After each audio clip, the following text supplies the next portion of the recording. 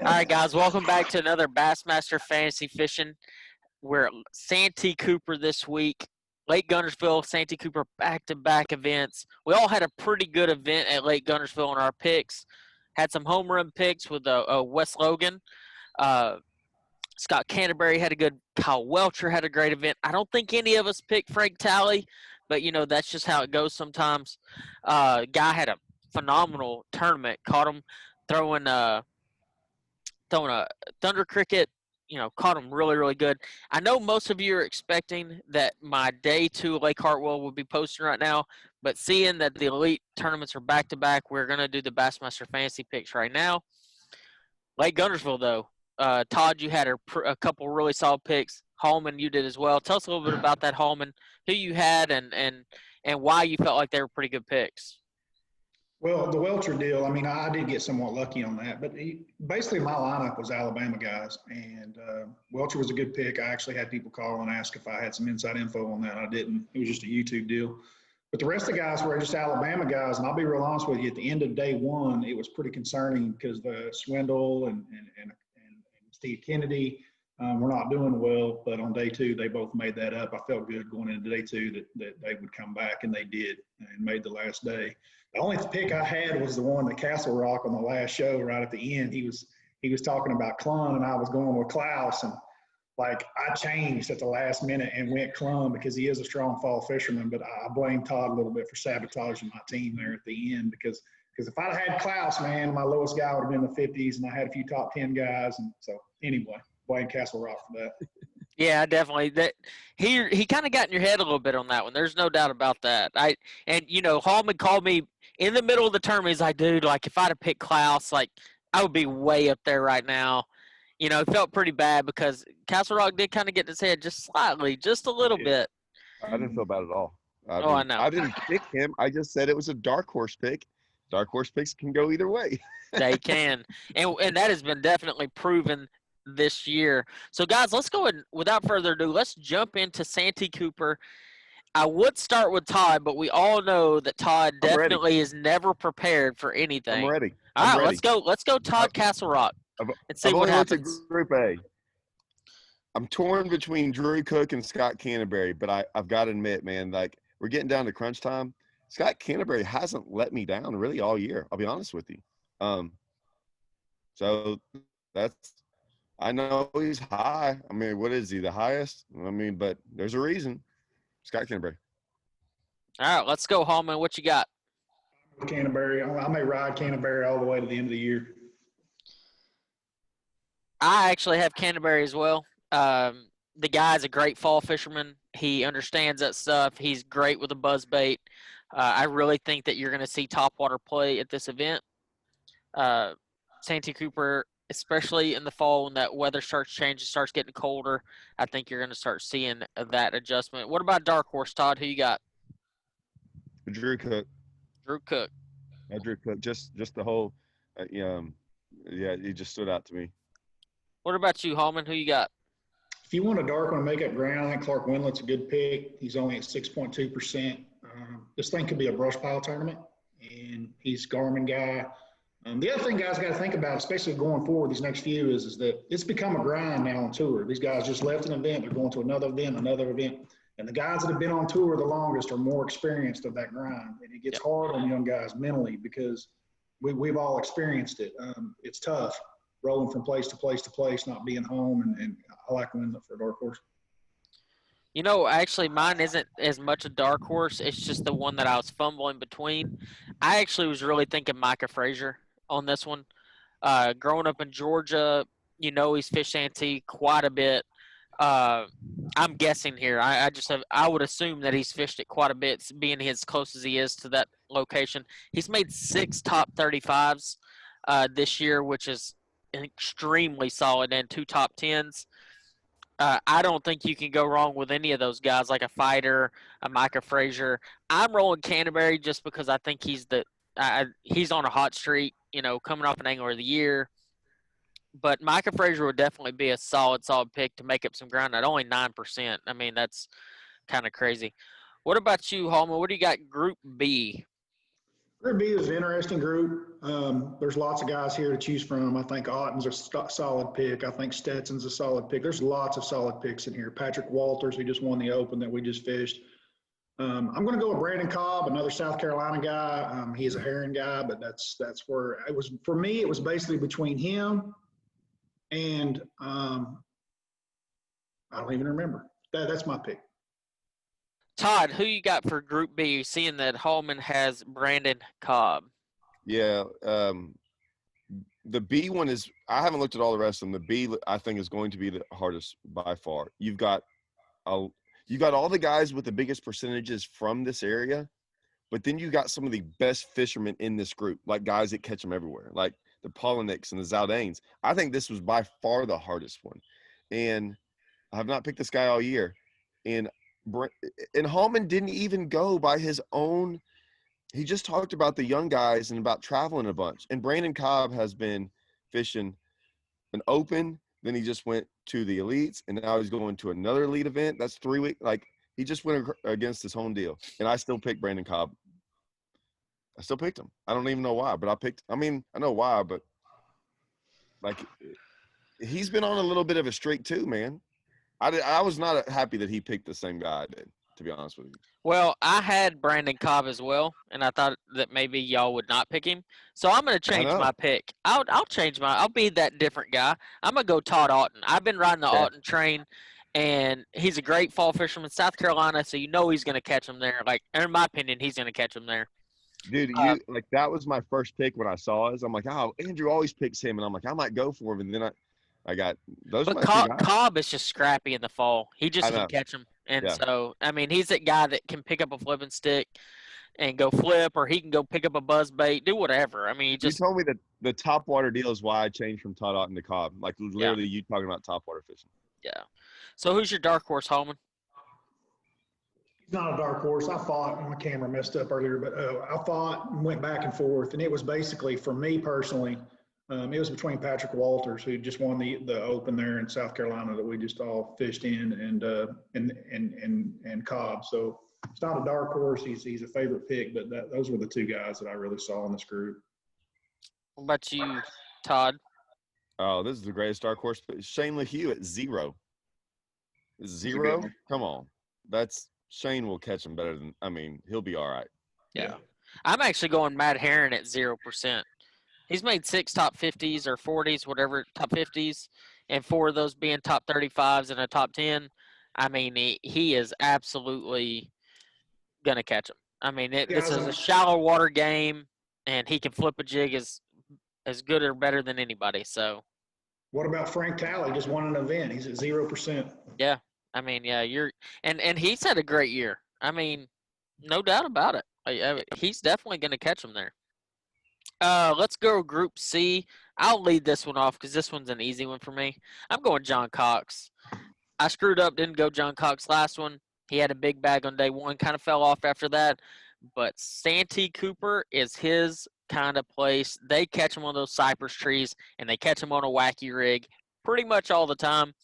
And to me, there might not be a better wacky rig fisherman than John Cox, or frog fisherman for them. I mean, he's just really good with any stick in his hand, really. What about you, Hallman? Who you got Group C? Brian Schmidt at 1%. Ooh.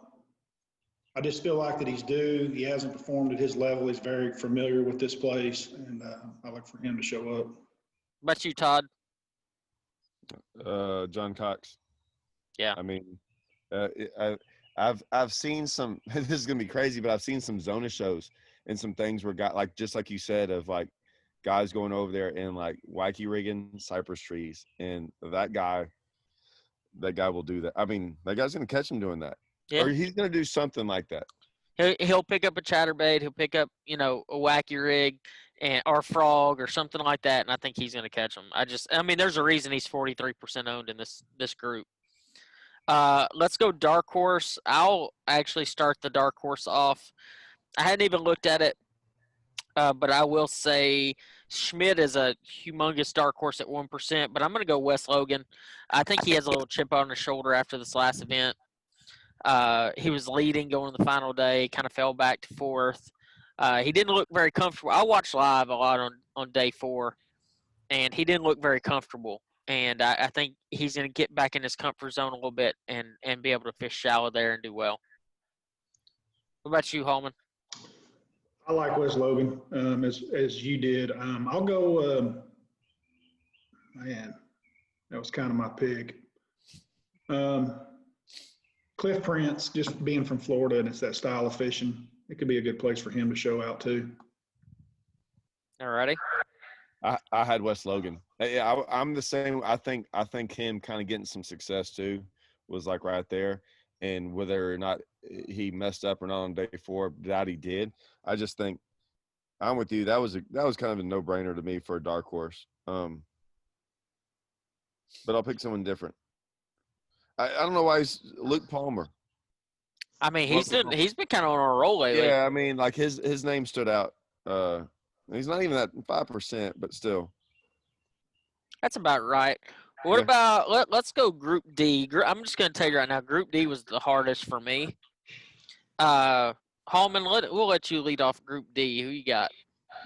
I'm going to stay with what I was talking about with some of the guys that have been on tour a long time. I'm going to stick with Gerald Swindle. This is going to be a ground out tournament. He grounded out last week for me. I think he'll ground it out for me again this week. I like that. What about you, Todd? I'm sorry, guys. This is the worst fantasy done we've ever deal. I mean, same thing. No, I mean, I'm just saying, like, we are picking. I'm going way off on this one. So I know, but even our dark horse picks are all the same. Like, it's like I'm sitting here shaking my head, going, "There's no way y'all are going to pick these guys." I mean, Gerald, yes, but even our dark horse picks. But yeah, I got to go. I agree with you. Gerald's one of those guys you can just kind of pick just to have that. If you're worried about him and Scott Canterbury are like those guys you can pick. Going, I don't really know who to pick on this page, but I'm gonna be okay with this pick. Yeah. Well, I'm going way off the beaten path here. I got to catch up. I'm kind of still quite a ways behind you both. I'm going Kobe Krieger. I knew it. Me too. Dude, watch the same thing. Listen, hey, watch the replay of this video, and you'll see me go like that. You'll see me mouth it. I knew you were going to. It's just Kobe. He's from, he always has a lot of success, St. John's River, and Santee Cooper is right there on the border of Florida. And he spent some time there. Like, there's no doubt in my mind. It's kind of a dark horse pick, but I've got to make up some ground at 2.5%. You can't go wrong with Kobe Krieger in this event. I'm going to go ahead and lead off dark horse, and my dark horse is actually higher percent owned than that one. But the one that stood out to me was Bill Owen. Golly. He's just hard not to go with in this. He's had kind of a rough season. When I say rough season, he's made 5 top 50s, and 4 of those have been top 35s, which is a great season for some. But in the terms of Bill Owen, that's not a great season for him. I think you see him make a possibility to make a top 10 in this event. What you got, Hallman? Man, I don't have one. Like, you guys jumped all over everything that I would get. I don't have a clue on this. I don't even have a dark horse. Like, Kobe Krieger or I don't know. I don't know. I have no idea. Not available. What about you, Todd? Man, it's just Kyle Monty. Yeah, I was thinking Kyle Monty as well. Yeah. He's a really confident young fisherman. I'm curious to see how he does on back-to-back events. Had a pretty decent Guntersville event, so I'm expecting him to do pretty well in this event. Group E, another tough one. Todd, let's see what you got here. Man, I'm calling him up after this event if he does not pull through. I have missed him every time I have picked him, and then the times I don't pick him, he catches them. Lee Livesey, you better not get me on this one, Lee Livesey. I mean, I swear I've picked him and he's done, he hasn't had the best, and then I don't pick him and he crushes them. Yep. We're just going to ride it out. Come on, Lee. I'm going to go next. I'm going John Cruz, man. He's got to step it up a little bit. John's a good friend of mine, and, as you can tell, he's made 2 top 50s, 2 top 35s, 2 top 10s. That's all the same event. And if he's done well, he's made the top 10.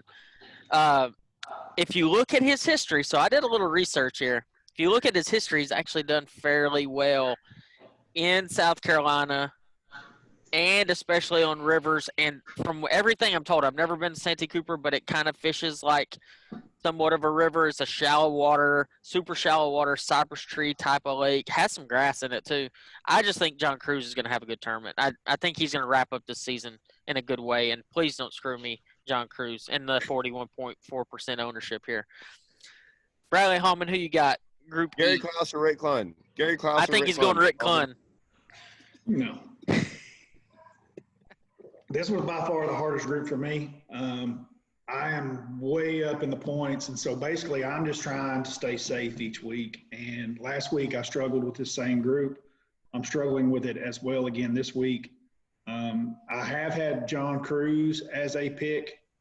I've torn between two guys, and here's my thinking on Cruz. I think Cruz has got to catch him. I think he is so due, it's not even funny. And if he doesn't catch him, you're only getting beat by half the field betting against you because he's such a high percentage pick. So exactly. If he falls out, you're only getting beat by half the guys. But my other pick is Tyler Rivette, and I like Andrew. I did some research, and this guy's a young guy out of Louisiana. He hasn't been there very long. He's got some really good finishes throughout his resumes, top 20 finishes. He's got quite a few. A lot of them are on river systems, ugly water, hard fishing, a lot of like what they're about to do here with just, pads and cypress trees and frogs. Tyler is only at 0.5%. So if you guys wanted that for a dark horse, that'd be a good pick. I know for this show, I've got to pick one or the other. Man, I just don't know which one I want. I'm so torn. I'm like you, man. I want Cruz because I feel like he's going to show up, but I'm just scared of this whole thing. I guess I go John Cruz. I don't know, man. I mean, Cruz has had a really good track record at St. John's River. He's had a really good track record in Florida, and it really translates. The guys from Florida tend to do really well at Santee Cooper. I feel like that this tournament could be a brush pile tournament, and guys aren't really talking about that. And Cruz is not a Garmin guy; he's a Lowrance guy, and I just don't think I can see. I don't know. I'm torn either way, but I get the Cruz deal 110%. And well, heck, if that's the case, we need to go back to Group A. I think it's Group A at Buddy Gross at 1%. Absolutely. If it's a brush pile, deep bite, anything like that, he is going to crush them. But I can't not go with Scott Canterbury. But, I agree with you. So let's go weights. I don't think any of us have any real expectations or understanding of what the weights are going to be like here. A fall event could go either way. It could be extremely bad or it could be extremely good. Just depends on what week they hit it on. Let's go ahead with you, Todd. Let's see what you got here. Why do y'all start me? Y'all know I do no research on this. No. I hadn't done any research on the 4-day stuff at all. Yeah. They hadn't had a 4-day in the fall there in forever. All right. 60. I will say we are really, really close to all the weights, though. We have been almost dead on. Yeah. Surprisingly. I know Santee Cooper has them in there, but 66 pounds, 3 ounces. Okay. What about you, Hallman? I'm at 63.6. Dang, I'm like way heavier than both of y'all. I went 72 pounds, 8 ounces. I think we're all where did heavy. Hallman go? I think we're all heavy. I think it's going to be like 59 something, 58. But I mean, you got to think they're going to at least catch over 15 pounds a day to win it. Okay, here's my way of thinking here is they got 80 something boats, and Santee Cooper hasn't seen a Costa, an Open, or anything like that in probably 2 years. It's just been local tournaments. And the weather, I know a lot of you, I'm out here in a sweatshirt right now in Oklahoma. It was 45 degrees this morning. The weather's changing. And when that weather changes, Todd knows, those fish get to biting. I looked at a tournament on Grand Lake yesterday. 13 pounds was like top 20, so they're starting to bite at Grand. They're starting to bite at all these places. I think they're going to start biting at Santee Cooper. I really think they're going to catch them pretty good. And if we'll just say if that shallow bite kicks on those cypress trees, that shallow, top water, buzzbait, things like that, I think you're going to see some big weights. I really think you will. I think you'll see a 25-pound bag for sure. See, I went with Hallman on the whole. Like, I just went 16 pounds, like, for 4 days, and it was like, all right, 16 pounds, but one of those days you have a little bit better day. That was my deal. Yeah. No, and it definitely could be that. That's the weird thing about the fall. When you start talking tiebreaker weights, you just don't know what the lake condition is going to be like in the fall wherever you go. I've been to Rayburn in the fall when I was leading an event with less than 20 pounds, and Todd fished that event. I want to say Todd probably almost won the event. But I had 19 pounds, 15 ounces, and this year what was leading 27 pounds in the fall. Yeah. So you just don't ever know what type of lake you're going to show up to. And then he comes back, the guy leading it, with 15. Like, that's the problem with it's not like the spring where they keep reloading. Like, the fall is always I think it's probably the most inconsistent. You can catch a big bag one day and a small one the next, and that's the hardest part, is trying to figure out how those weights kind of average out. See, and I base my weights on typical just history of spring fishing, and we're talking about 15 like it's surviving, guys. We all know we've been to places like this where 12 pounds, 11 pounds is surviving by day 3 or 4 if you had a 22-pound. Well, just look at Guntersville, the term they just ended on. Frank Talley catches 18 pounds on the final day and wins the event. And that was his biggest bag of the tournament, and that was at 18 pounds. So, and Guntersville is notoriously one of the best lakes in the country. Now, in the fall, that is adjusted slightly. That lake gets a little bit tougher. But, pressure. I mean, and pressure. I was listening, like I said, I listened to live, and Brandon Cobb was talking about he went into his very best place on day 2, and there was like 12 or 14 locals fishing in this one general area. Yeah. And he couldn't. He just decided not to even fish there anymore because it was getting so much pressure. Yeah. And that's what these guys are dealing with. I don't think Santee Cooper is going to get that kind of pressure. No, I hope not too. I hope they get it to themselves a little bit to where they can show it out. And that's a big place. Let's be honest here. That's a really big place. It can swallow up 80 boats in a heartbeat. So I think this is going to be a really good tournament. I think they're going to catch them. Even if the fishing's bad, I still think they're going to catch them pretty good. So, hey, guys, thank you again for watching. If you like this video, hit the like down below. You can also find the information for Todd and Hallman on the video description at Todd Castledine Fishing, at Bradley Hallman, at Andrew Upshaw Fishing. Thank you again for watching. Check it out on Bassmaster.com. I'm going to take the lead from these guys. It's the last thing I do. But good luck, guys, and I'll let you get back to your day.